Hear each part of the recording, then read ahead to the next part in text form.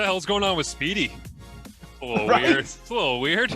That clip just reminded me, hey, I was watching the game against Montreal on the weekend, the bonanza that was the Hamilton-Montreal Week 9 matchup that will go down in the history books as one of the most entertaining matchups between those two teams ever in the regular season. And Speedy, like when they would throw to him once in a while, DT, I would go, oh, yeah. Yeah, look at that. I forgot about him. It's been a little while there. Welcome to the podcast, everybody. It is right here for you, The Breakdown. And we are very excited this week because we are zeroing in on something that is near and dear to DT's heart. And I'm just super interested to see where we get with this conversation. We are talking Riders offense, exclusively Riders offense. When we began the breakdown, this was really what we had envisioned was every week we would pick one topic and we would dive deep into it and explore all of the different numbers and permutations and everything that go with it. Throughout the season, we've just been so excited to have CFL football back, DT. I think we've wandered all over the place because there's been so much to talk about and there's so many different unique situations. But this week, I texted you and I said, man, why don't we just do Riders offense? Like Riders offense feels like it is the conversation around the league because you got a star quarterback making comments that we don't usually hear. You got a big play receiver coming in at a time where your star quarterback is complaining about not making big plays. You put it all together. I'm like, let's just dive in. Let's do this thing. I love it. There's so many. Sorry to sip from my Riders glass. Drinking the green Kool-Aid over there. Oh, makes the Diet Pepsi go down so much better. Or you know what? If you had a fine beer, it's perfect size for a single beer, Marshall. There you go. I was actually going to get to the sponsor reads. I wanted to make sure people knew we were doing rider stuff on this podcast, but I also wanted to pretend that this podcast is brought to you by Dad Skills. Dad Skills, a book that I'm holding up for DT, How to Be an Awesome Father and Impress All the Other Parents. This was a gift that I was given for my son's first birthday. Wish they would have given it to me a year ago. But it says, From Baby Wrangling to Taming Teenagers by Chris Peterson, the author of Man Skills. And it is a delight. It is a wonderful book dealing with picky eaters, capturing baby's precious moments, keeping the baby bundled at the wrong time. It's got everything. Learning how to burp the bit. Where was this a year ago? What the hell? But the reason I bring this up is because I had a great message that came in from a CFP listener this week before we dive into all the X's and O's and everything else here. And the message was just extremely kind, but it was a bit meandering at the start, which is why it was kind of funny too, and I wanted to read it to you. Hello, Marshall Ferguson. I happened to read your July 2020 article regarding Russ Jackson, which, by the way, one of my favorite articles I've ever written. If you haven't checked it out, go back. I tracked all of Russ Jackson's throws in every Grey Cup. It was super fun. He says, while I was looking for contact info for Russ, I enjoyed the article. By the way, I do have Russ's home telephone number, but I don't want to bother him if his health is poor or he is not wanting to speak to a relative stranger. I'm a retired elementary school principal from the Barrie, Ontario area, taught at Queen Elizabeth Senior Public in Peel in the 1970s, helped to coach the Ford boys. I assume that's Dwayne Ford in touch football, which Dwayne Ford in touch football would be terrifying. But that's just a side story. And then he says, in 1974, at age 26, I was selected to be a contestant on Headline Hunters, a quiz show on CTV at the time. Each episode had a secret guest celebrity, and it was Russ Jackson for my episode. I have always been a football player and fan, and I guessed him correctly. I've tried many times to locate a recording of the show, but I've had no success, grasping at thin air, but hoped by some small chance that Russ might actually have a copy of that show's episode in which he appeared. I don't mind calling him if you think it wouldn't be too much of an imposition. I am 74 years old, and I would very much like to connect with one of my heroes before we both get too old. So anyways, I responded to this email and it was wonderful. And then he followed up with, thanks so much. Really enjoy your work.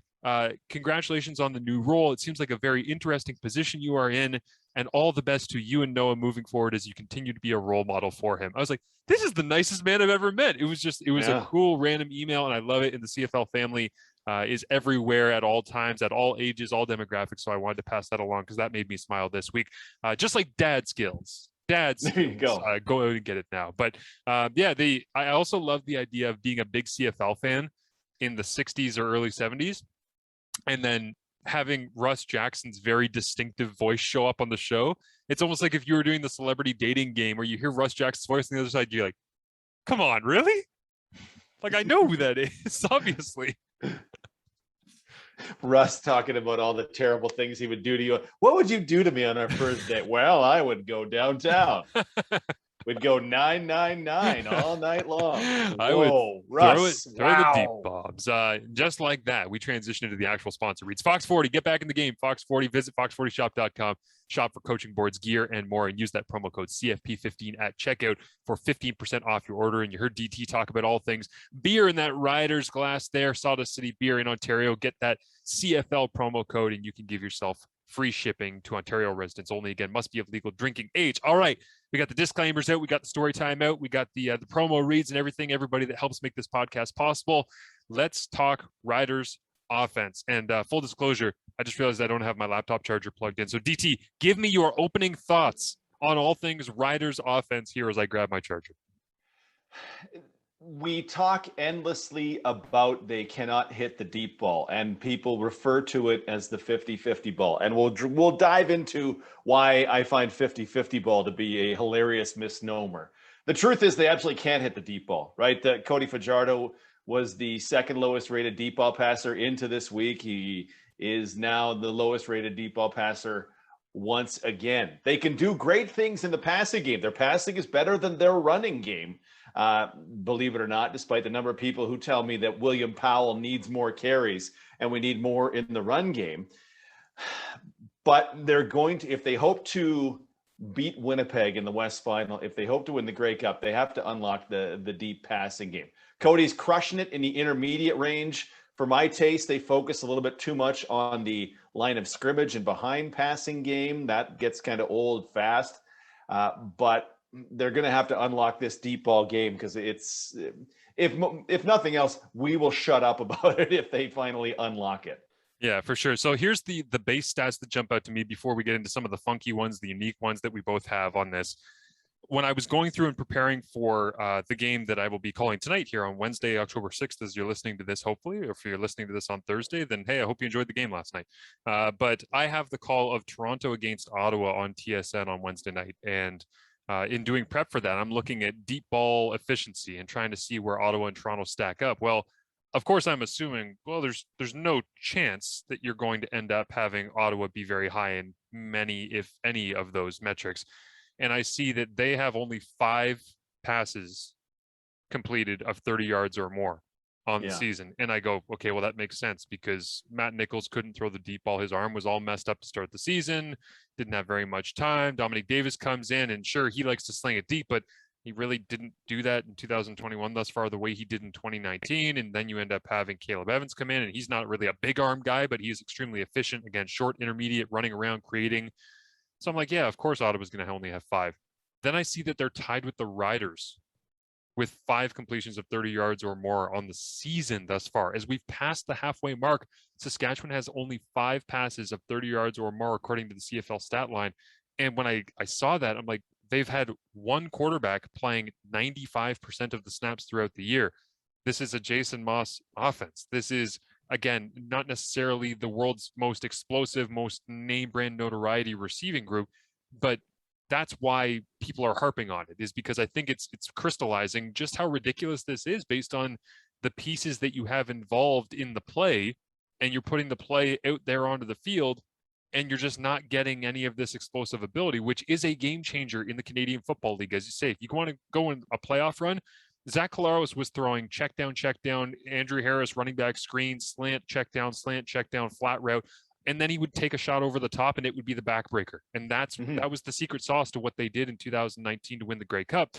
So you got to be able to hit some of these vertical shots. Not all of them. DT and I are not saying, hey, go 100% 7 for 7 in the playoffs and score 5 touchdowns on this stuff. We're saying hit it more than 23.2%, which is what they are doing by my math right now. Yeah, air yards 20 or more downfield is where I go with deep balls. And Fajardo, including this week, 10 for 39, 1 touchdown, 7 interceptions. Yeah.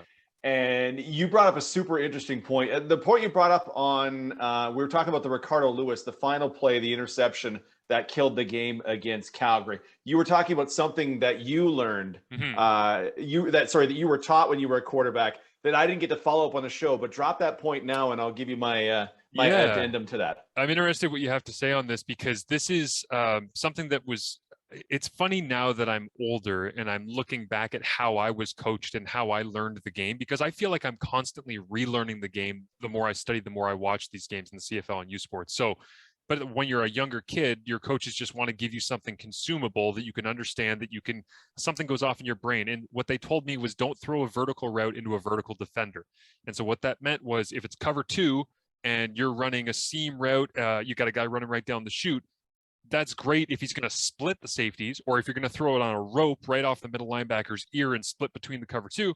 But if they're in cover two and you've got a wide receiver who's running directly at where that safety is, why am I going to throw vertical into a vertical defender? If you are in man coverage and you have no leverage, like the defensive back is basically running the route for you, well, you can try and throw him out and away to the sideline, but why would you just throw it straight down the field as if he's just going to run underneath it if that defender is running right underneath it? And what I've seen from Cody a lot of the times, and what I mentioned on the sports cage that you're referencing, is he's throwing these vertical routes that he wants them to be 50-50 balls, but he's throwing vertical routes into vertical defenders more than he should. It's not always, but and sometimes these CFL guys get away with it, man. I'm trying to think. Taylor Cornelius, the long touchdown he had against Ottawa to Shai Ross down the middle of the field, where it's like a 40 some odd yards in the air, and then Shai Ross turns, runs 20 yards into the end zone. That was great. I have no idea if Taylor Cornelius was trying to do that, because not only was there a vertical defender that he threw a vertical ball into and he got away with it, he also accidentally back-shouldered Shai Ross on a throw location that you would never try as a quarterback, knowing that there was somebody draped all over that guy in front of him. So defender overruns it. Vertical defender makes a bad play. Hey, that's the Ottawa Red Blacks so far in 2021, even when they're playing against Edmonton. And so you end up having essentially a touchdown. But for me, I'm looking at the process. I'm not looking at the result. And Cody's process on these deep balls, I would say for about 2/3 of the deep shots, has not been great, which is why when he said those comments of, I'm frustrated, 50-50, we're not making plays, we gotta, it's fine. I get where he's coming from, but I haven't loved the way that he's approached it or the locations that he's put the ball to try and help his receivers. Yeah. Stick around for later in the podcast, because I have a tremendous 50-50 ball stat that relates to the newest rider receiver, Duke Williams. I think it'll surprise. There were 6 deep shots that Fajardo took in this game. And just as I go for them from memory, he misses Kyron Moore. It's one-on-one. There's not a guy over top, but he missed him. He missed Keenan LaFrance going right to left. There wasn't a guy over top. He gets him. He gets Kean Schaefer-Baker in one-on-one with just a perfect ball. Amazing. That ends up being a 71-yard catch and run. He gets Ricardo Lewis on a 20-yard in route, a super deep in route. So this is not one where we're talking about a guy over top. I think it was probably Moxie who broke up one in the end zone. That was one-on-one. Then it's the Ricardo Lewis one that ended the game, right? Which is where, I don't know, there were 2 defenders there. So the halfback, Richard Leonard, is clearly able to be the top of that route, right? Like Ricardo Lewis ain't taking the top off of nothing there, because 1, Moxie plays him particularly well, and then 2, Leonard is there to clean up any mess that he might have. When I think of Cody's deep ball in 2021, his accuracy, I have it being about 7th in the league, accurate on about 2/3 of them, though he's completing about a quarter of them. They're just vertical misses. Kyron Moore is wide open against Winnipeg, miss. Kyron Moore is wide open in this one, miss. There aren't a lot of, but then there are times. The interception against BC, where he goes to Jalen Edwards Cooper, basically runs the route for Mitchell Picton and takes the ball away. You go, okay, I wouldn't have thrown that one, but then he talked about how he was trying to get the underneath route, Kyron Moore, but the Sam jumps it, or the Will jumps it, and now there's problems. And so I just got greedy and went for it. I feel like it's more of he's trying to be what he was with the deep ball in 2019. The 2019, he was the top-rated deep ball passer by our charting in the Canadian Football League, and I brought that stat up to him probably 5 times. And it is, well, you were the top-rated deep ball passer, because you want to hype it up and let Rider fans know, hey, this guy has got it good. Yeah. But year to year, that stat is not remotely consistent, not at all. Chris Streveler, the Strevolution, was the top-rated deep ball passer in 2018. And a lot of that was, hey, you know what we're going to do? We're going to get in sneak formation, and then you're going to drop back and throw it one-on-one to Nick Dembski because he's, you can't go wrong with that play. It's very fickle. And Fajardo with these balls, he misses deep. He misses by 2 yards, 5 yards, 6 inches, whatever it is.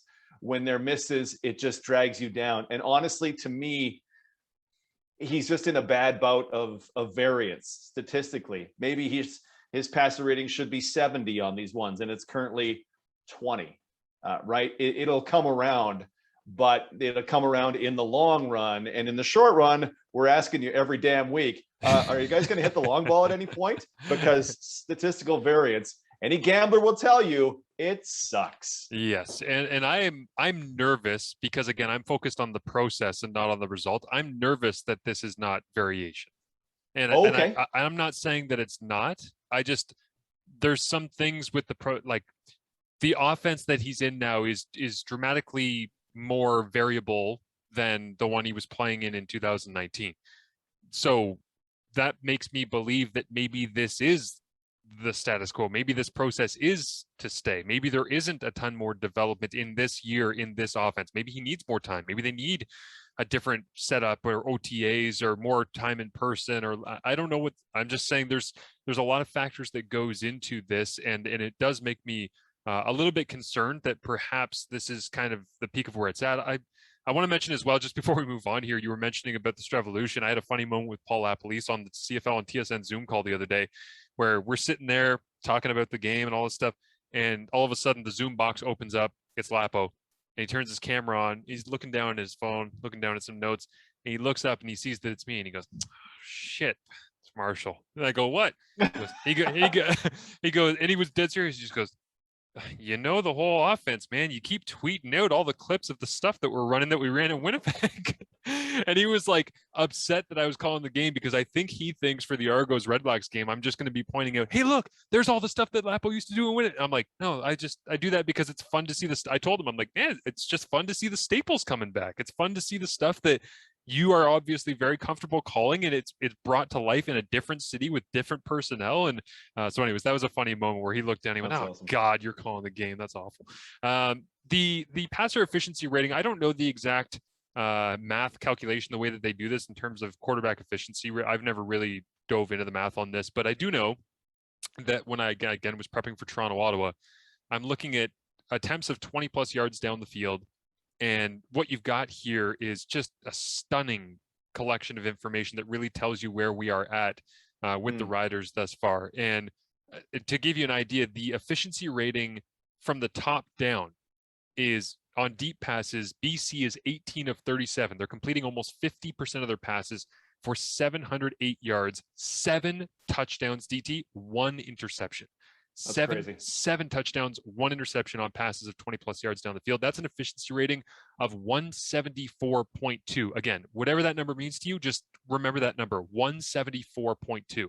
And I assume the interception was Nathan Rourke, because I think Riley did it this last week. But yeah, that's nuts. I can't remember off the top of my head, but I think it might have been Rourke. There's too many throws rattling through my head at this point in the season. But the next one that I've got for you here is Winnipeg. Okay, Winnipeg is 21 of 44. Again, nearly 50%, 660 yards, 11 touchdowns, 3 interceptions on passes of 20 yards or more. Remember that 174.2 that I told you to remember? That's the top. Second place, Winnipeg, 159.3. And then I'll give you the bronze medal here. It is Edmonton, believe it or not. Edmonton, 19 of 36 on passes of 20 plus yards in the air, 52.8%. They're completing actually more than the gold or the silver in this category. 632 yards, which is almost the same as Winnipeg. They've got 6 touchdowns, 4 interceptions. So not as explosive, not as a big play, but it's efficiency rating of 128.5. So it's 174, 159, 128. The Saskatchewan Roughriders efficiency on passes of 20 yards or more, negative 0.9. Like, whatever the math is that goes into calculating quarterback efficiency ratings, the rest of the teams in the CFL here are 174, 159, 128, 113, 89, 84, 83, 36 is the Ottawa Red Blacks. So if you're a Riders fan and you're looking at Ottawa's offense and thumbing your nose and going, oh, God, they're awful. What a terrible team. They have a deep ball efficiency rating as quarterbacks of 36.4. Saskatchewan's is negative 0.9. I didn't know that efficiency ratings could go negative. The numbers on Saskatchewan, again, 9 of 40 is what the league officially has. I actually have 10 of 43 because I count some of the like pass interference calls and stuff like that. But it's a 22.5% completion rate, 300 yards.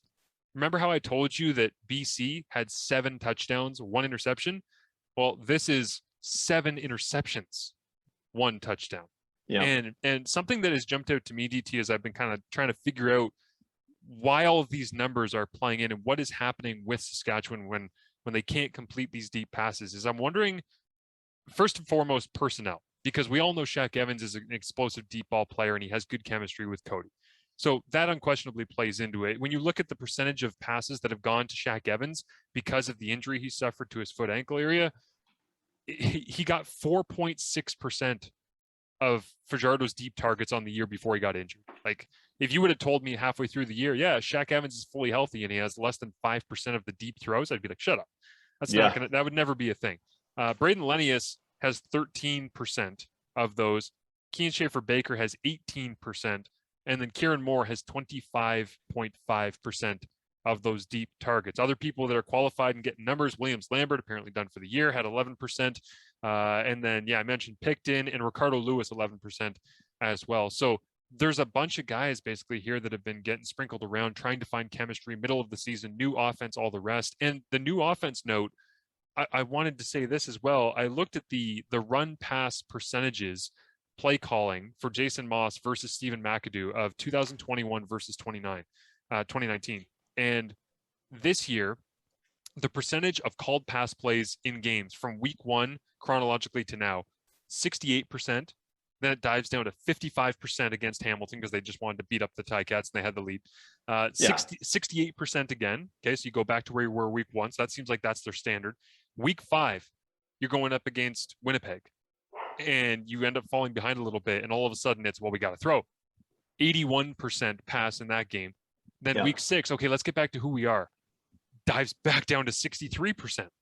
Then it goes even lower, 58%. Then in week 8, 74.5. Then in week 9, 75.3. So you've gone 68, 55, 68, 81, 63, 58, 74, 75. And then I looked at the first 8 games of 2019 with Steve McAdoo, different offense, different style, different approach. 56, 63, 58, 59, 57. I sound like I'm reading off scores from figure skating. Like they're all so close together, and it makes me wonder just how much that consistency and that rhythm for Fajardo in 2019 of I'm going to give it to Powell, I'm going to give it to Powell, I'm going to pop a little quick pass out, give it to Powell, throw a screen here, throw an in-breaking route there. Okay, let's take our shot. Because Moss's stuff is not that systemic and formulaic. Now, there's a lot of those stretch handoffs, there's a lot of those bubbles and quicks, and like you're talking about passes behind the line of scrimmage, but it's not as rhythmic of an offense as what Stephen McAdoo was running. I'm not saying it's worse. I think it's probably better once you get adjusted and you learn when and where to take your shots. I'm just not sure that he's there yet. And I think that those personnel numbers that I tell you and the percentages of run pass and getting into a rhythm and knowing what's coming off the sideline, what play you're going to have called into your headset, how you're going to execute that play, the rhythm of getting in and out of the huddle and knowing your own offensive coordinator's tendencies. Again, as a former quarterback, that stuff, it really, really, really does matter. I am no doubt. And one of the things that people here keep coming back to is, well, we need to give William Powell the ball more, which I think on the surface sounds fantastic, right? Head coach Craig Dickinson likes to talk about, we want to be a power running team. Thing is, they're way more successful when they pass on first down. Of course, way more successful when they pass on first down. And this, not including this week, run plays from the running back this season, 9th in yards after contact. So what we're not seeing is the William Powell of 2019. And there may be a couple of reasons why that is, including William Powell is 33, but Jason Moss has been able to paper over a troublesome offensive line, I think is the one thing I need to take away from all this. Yes. Yeah, I agree with that. I don't want to cut you off here with those thoughts. I just wanted to say I completely agree with you, and it is statistically proven that throwing the ball on first down is more successful than running the football on first down. So I'm not saying that I want them to go back to the stone ages of Stephen McAdoo trying to go 50-50 split and see how many times he can cheat death on first down by gaining 4 yards and then saving himself with a 7-yard pass completion. Yeah. What I am saying is, if you are going to go whatever percentage you want to go. Now, I'm not saying go BC Lions trailing late in the game 95% pass, but what I am saying is, if you want to go 75, 80% pass like they have in the last 2 weeks, where it's been 74% and then 75%, if that's your normal, make that your normal. Like make that your rhythm. And once you establish that rhythm, then Cody will be able to develop inside of that and know that, okay, I understand that I'm going to, let's say, and again, it's the math on this breaks down differently for every team, because you're talking about teams that want to stay on the field, teams that want to be big shot plays like Montreal. When I was a quarterback, and again, I apply a lot of my own kind of personal experience to this, the best feeling in the world was knowing what was coming off the sideline in terms of a play call, because I knew that I was on the exact same page as my offensive coordinator. There were times where I would look at my play band after I would hand it off on first down, we'd get a gain of 2. 2nd and 8, immediately I go into like warrior mode in my mindset, right? That quarterback mentality of like, I don't give a damn. I'm going to take whatever they give me off the sideline here, and I'm going to make the best of it. But at the same time, I was always thinking to myself, give me the thing that puts me in the best situation to be successful. I need you to know what I need, and I need you to give me what I need so I can give you what you need, which is a first down here. And I would sometimes look at my play band, open it up before the call would come in. And we used like a color and Roman numeral system at McMaster when I was there. So, blue was sky, green was grass, maroon was shirt, white was black was cover the eyes. And so we had all these different, and then you would go, Roman numerals 1, 2, 3. And so I'm on the band and I would look down and I would see blue 3 was gun ace right, 60 levels win. And I would just look at it and go 2nd and 8. God, I want that play. And I would just think to myself, give it to me. I would literally look at John Behe, my offensive coordinator, Steph Patatsk, my head coach, and I'd be muttering under my breath, you guys know I want this. Give it to me. Let's go. Let's go. And then you would see, here comes the signal, points to the sky, blue, Roman numerals, 1, 2, 3. Blue 3, I already knew what the play call was. I walk into the huddle. Okay, let's go, guys. Gun ace right, 60 levels win on one-on-one. Break. Walk out of the huddle, see the coverage, understand it, trust it. I've got confidence. I'm in a rhythm. I've got time. And then I make a throw. And I make a throw for a 20, 25, 30, 35-yard gain. And we're moving the sticks. And that's what offense is about. I just don't know right now what Cody's rhythm is. And that's the thing that keeps jumping out to me is, Moss will come off the sideline and he'll call run 3 times. And then they won't move the chains. And he'll come out the next time, he'll call 6 straight passes. And I get it. He's trying to mix it up in variation, but sometimes he'll go with 2 fullbacks and a running back in a triple I formation, like the first play of the game. Well, he goes play action out of this triple I back set. And I believe it was Sean Lemon submarines the front fullback, creates a pile. Albert Awachi has to jump over the top, makes a big mess. Fajardo rolls out to his right, throws the ball away. And that's your first play of the game is, well, let's go triple I formation, play action. And now Fajardo's screwed and he has to throw the ball away. How are you going to get into a rhythm on the first play of the game if that's what you're dealing with? And again, I'm not saying Moss is a bad offensive coordinator. He knows 10 times more about football than I will ever forget. But I'm just looking at this and thinking to myself, I want for Cody to have an understanding of what's coming off the sideline, when it's coming off the sideline, because he's up against enough with the adversity of, being the Riders' starting quarterback, which is a pretty contentious spot to be in. And also having injuries to your offensive line, your receivers. Get him in a rhythm. That has to be the focus. And once he's in a rhythm, I really think he'll adapt to whatever that rhythm is. Yeah, I wonder, in the very beginning of the season, the first couple of games, I was trying to keep up with this offense, right? In the first bit of They were trying to go fast, and it was nonstop personnel changes, right? Okay, well, Awachi's in, and LaFrance is in with Powell. Okay, they're out, and Lennius is in, and here's an American receiver. Okay, now they're out, and here's Josiah St. John as the tight end and the fullback, and boop. Oh my gosh, they get they get to the Winnipeg game, and that stuff kind of stops because they went, oh wait, this is a problem. And so they've been a lot of fullback and lineman tight end these last few weeks. But against the Calgary game, I'd have to go back and see the numbers, but I feel like we saw this three backs in the backfield that Moss brought with him from Edmonton. Okay, it's still there. I wonder how much of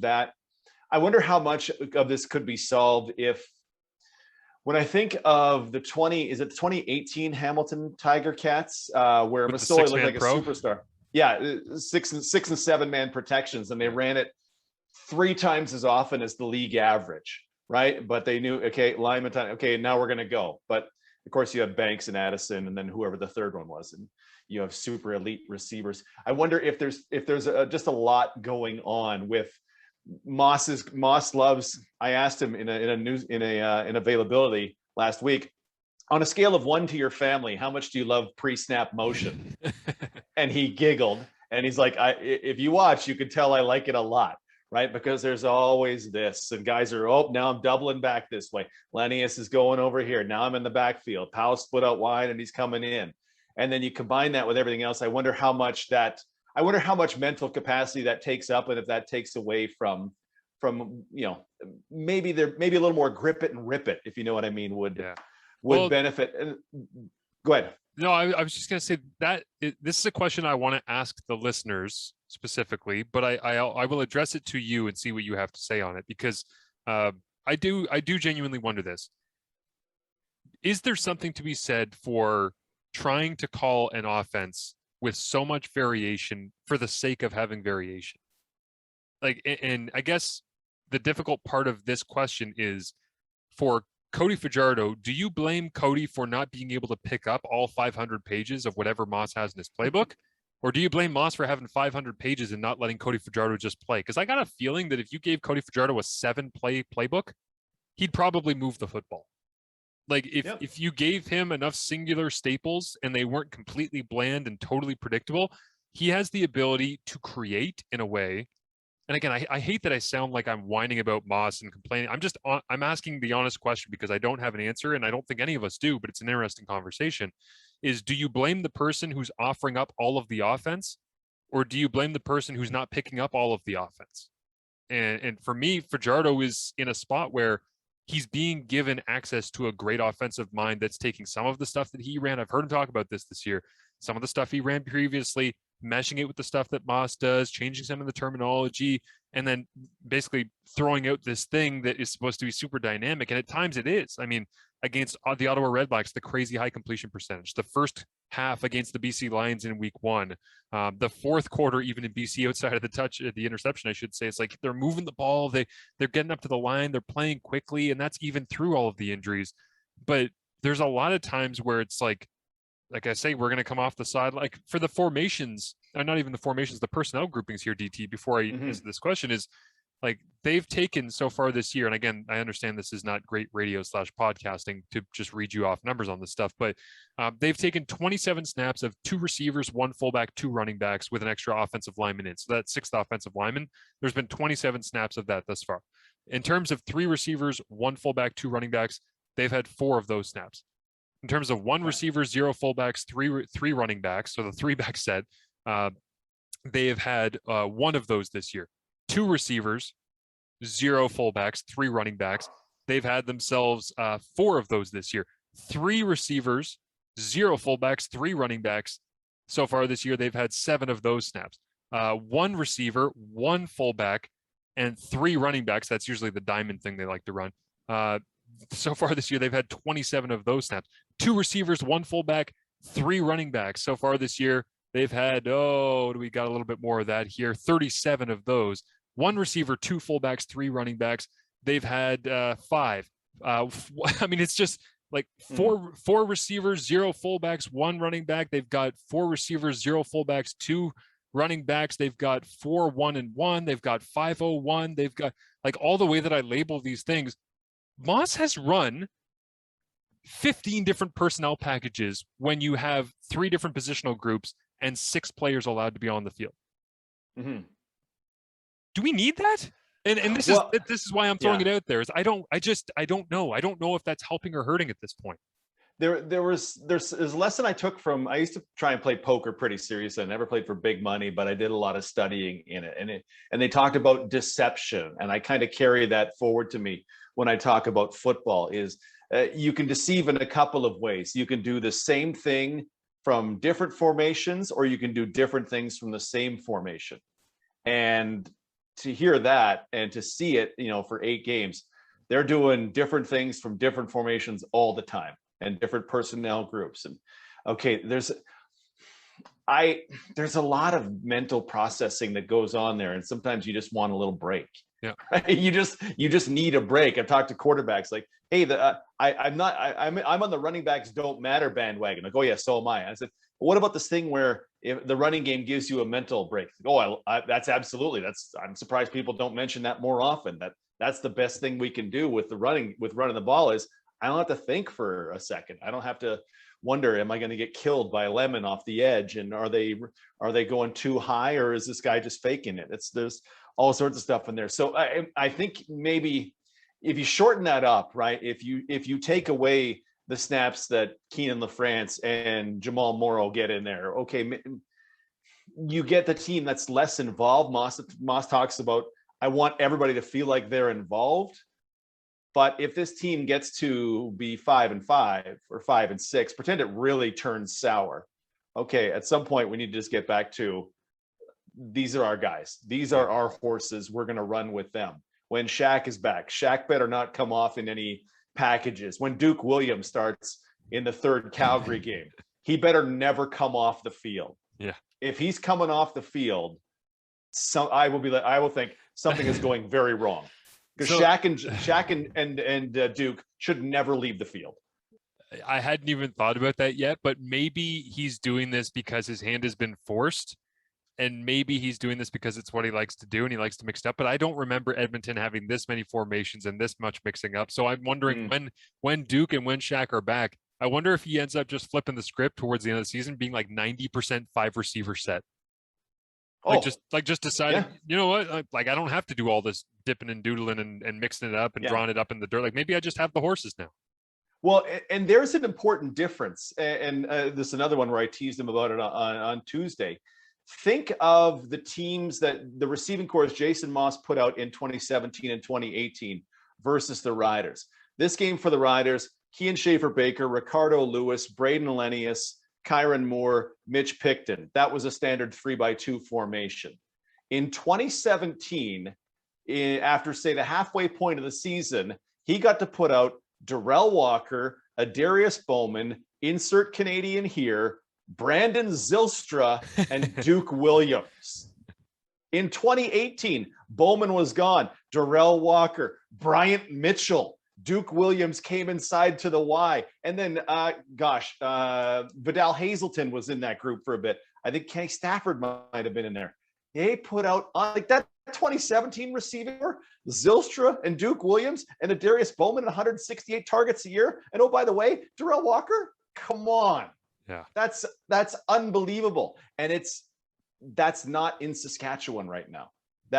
We've been really hyped on, man, these Canadian receivers are fantastic. Yes.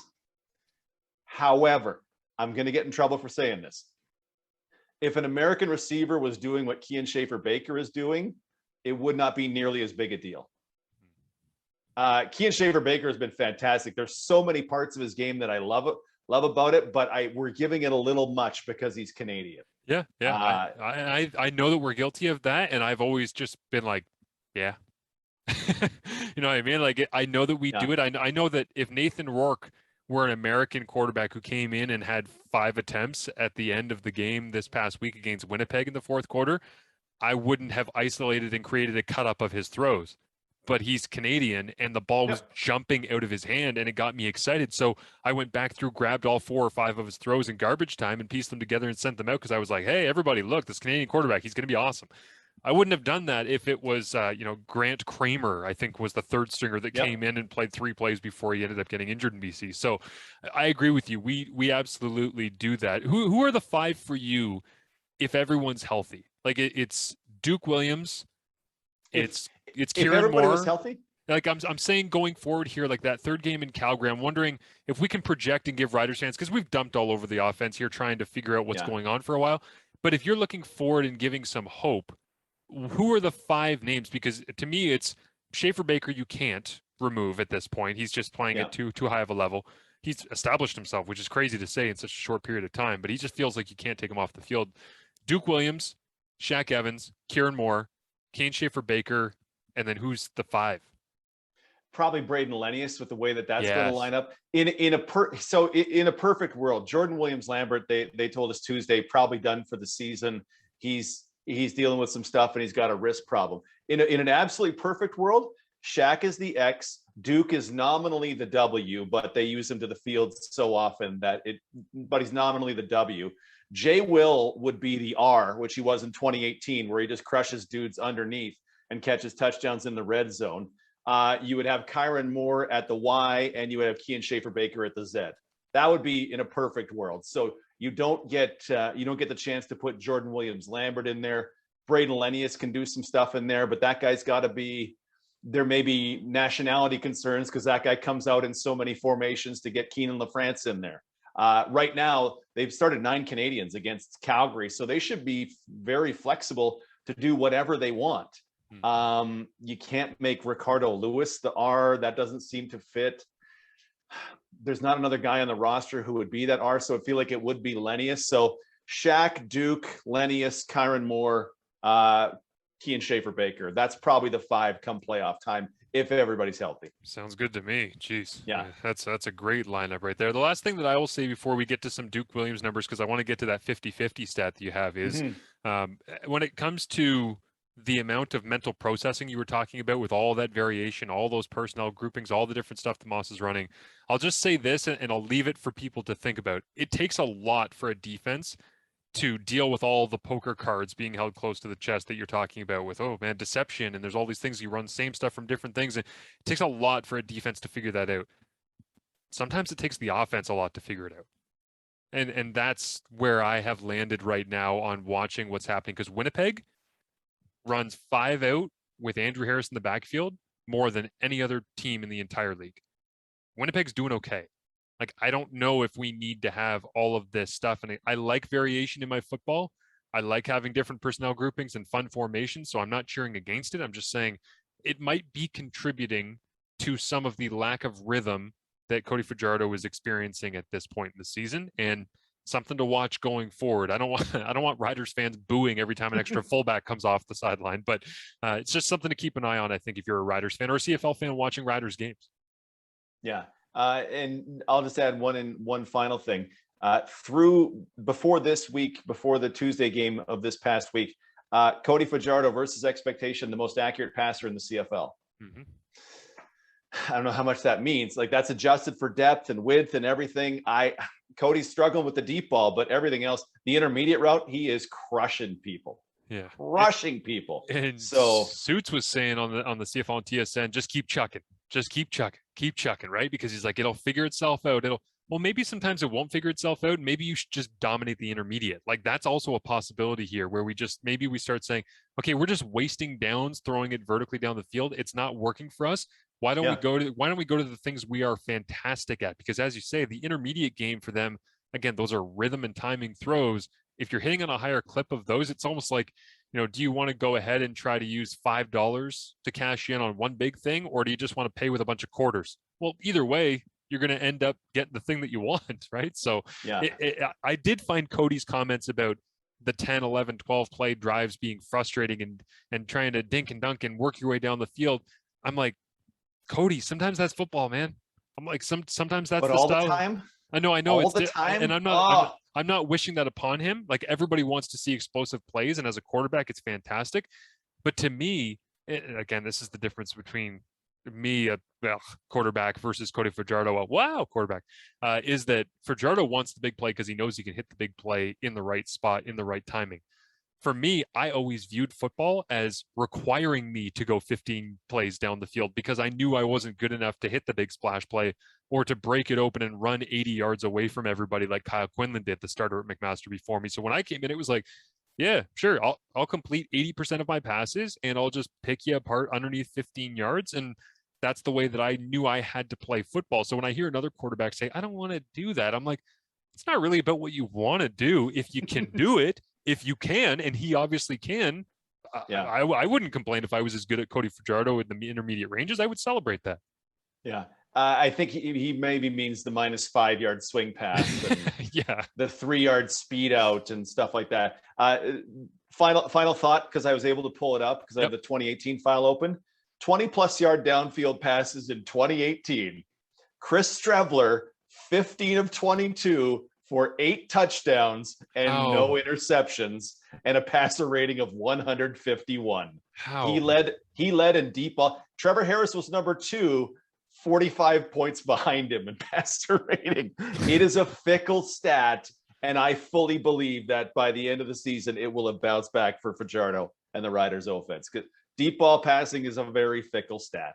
When we talked to Lapo the other day, I asked him about the quarterback run game with Caleb Evans for this Wednesday night game.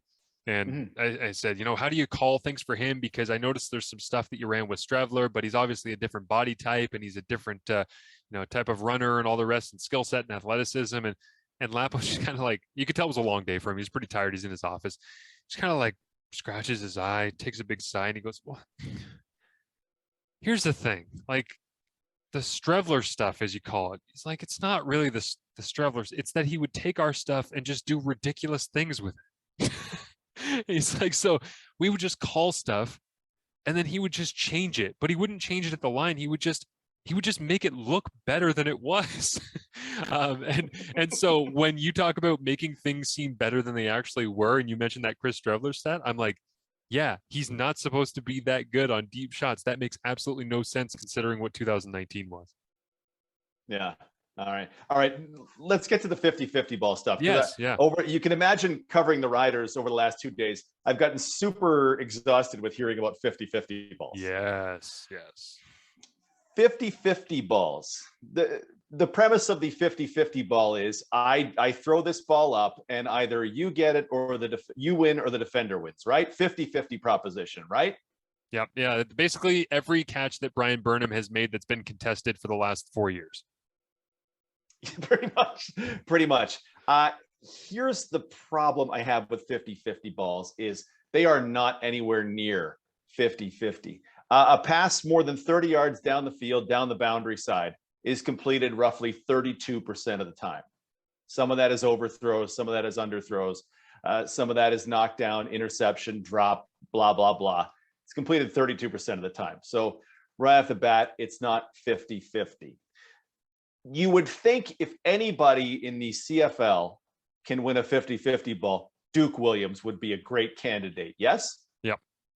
The Riders, he is the second deepest targeted receiver in the league in 2017 and 2018, more than 5 yards deeper than any Rider receiver currently. So they're looking for big things in that. 50-50 balls for Duke Williams in 2018, led the league in receiving, led the league in touchdown receptions. He had 28 deep balls where we consider him to have been in tight coverage, presumably a 50-50 situation. Marshall Ferguson, with a dramatic pause so people can make their own guess, of 28 50-50 balls, how many did Duke Williams, an elite deep ball receiver, actually catch in 2018? Pause. Marshall, how many of 28? I have an irresponsible belief that Duke Williams would break this trend that you speak of where it is supposed to be less than 50-50. So I am going to say 18 of them. I'm going to say he wins 18 of 28 with 10 of them being knocked away. In 2018, on deep balls where we consider Duke Williams to be in tight coverage, he had 6 receptions on 28 passes. If you expand that out to where he is in tight coverage, also in coverage, so defender's right on you versus you have half a step on a defender, he caught 13 out of 38 deep balls. a third versus a quarter, not even a quarter. If we stop calling them 50-50 balls, I feel like we're going to improve on this. It's like the axiom of, well, three things can happen when you pass and two of them are bad, so let's run the ball. You're misusing numbers. And I hate the 50-50 ball because of that reason right there. So here's my question for you on that then. When Cody talks about wanting to throw jump balls to guys or have them make big plays that kind of bail him out on necessarily bad throws, what does that stat say to you about Duke Williams? Does it still say that Duke Williams is an exceptional big play receiver who will make those grabs that Cody is talking about? Or are you saying help is on the way, but it's not the type of help that everyone's assuming they're going to get in Duke Williams? Because I guarantee there ain't a single person who would have guessed 6 when you asked that question, because his perception is throw it as high as you possibly can and that dude's going to go get it for me. Yeah, I think you're probably, so we had 38 where he was covered or in tight coverage, which means in that year, I believe it means 11 where he was open or wide open. And those 11 are their house calls or something very close to it, right? Those are the ones you're going for. Ultimately football, I don't know. I don't think football is won with jump balls and fades into the end zone and stuff like that. Football is won by receivers who get open or wide open, right? And quarterbacks that hit them. And Duke Williams, he can do this stuff. If you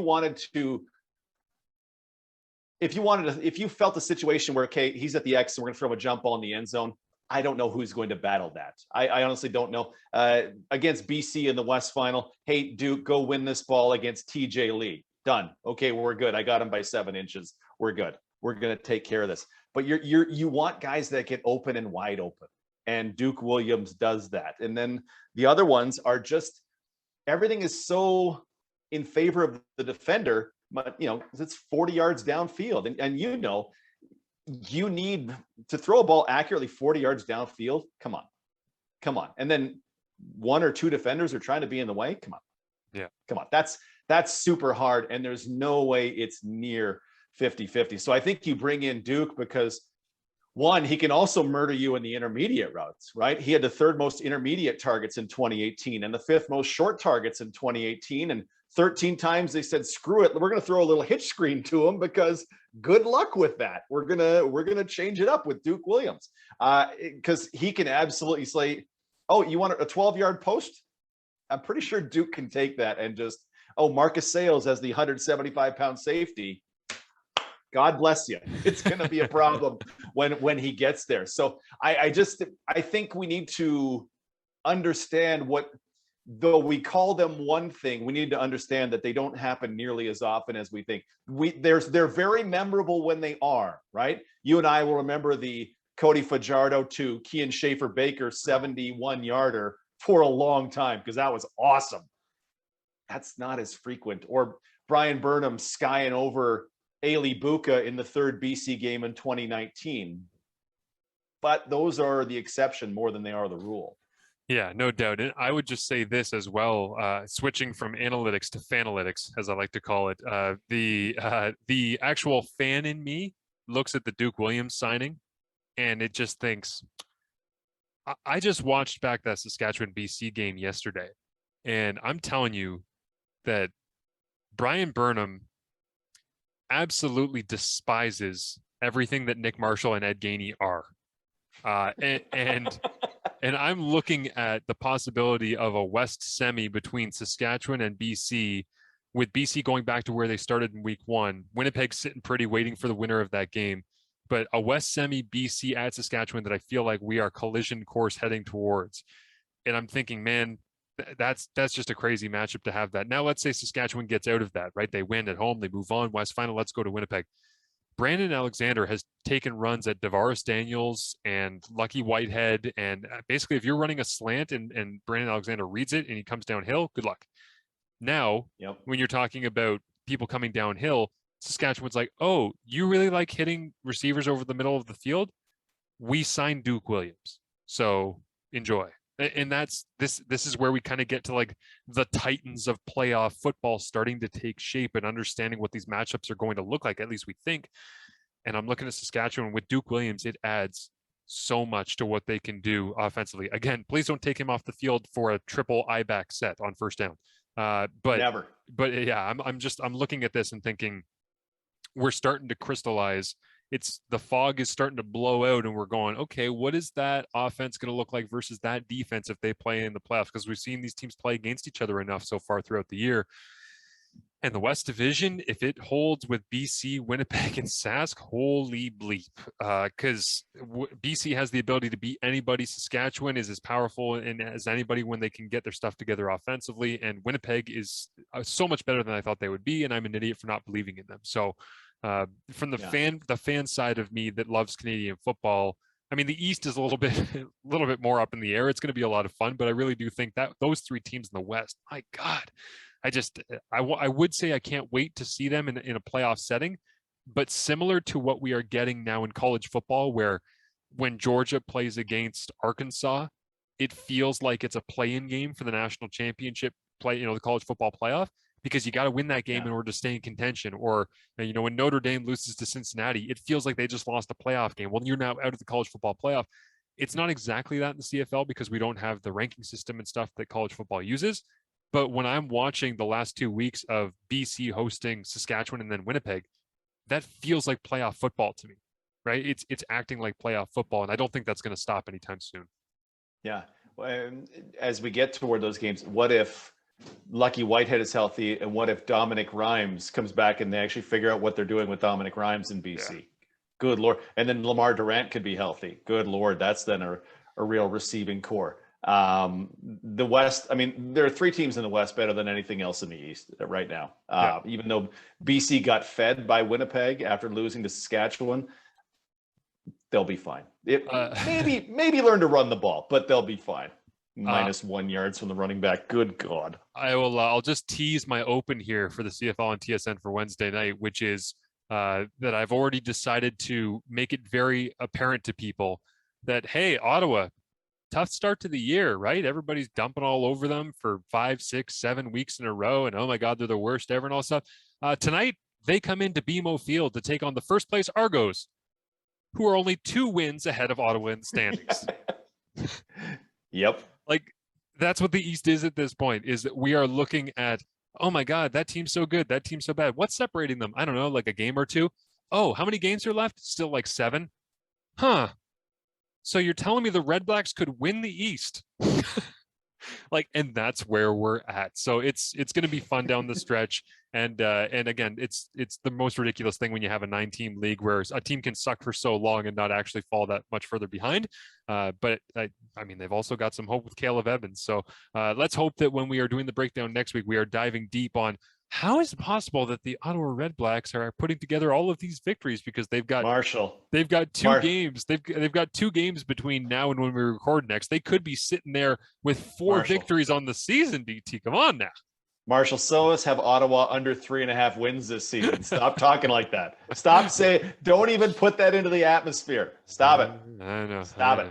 That is it for us here on The Breakdown. Give DT a follow at DT on SC, Twitter, Instagram, of course. For us, it is at CF Perspective. I'm at TSN_Marsh. Thank you as always for listening, following along. We hope you enjoyed the deep dive on The Breakdown today on all things Saskatchewan Rough Riders, and we're looking forward to a great weekend of football. DT's got the second of the trilogy here against the Calgary Stampeders, which should be a lot of fun. Let people know where they can follow and listen to all things DT and Sports Cage.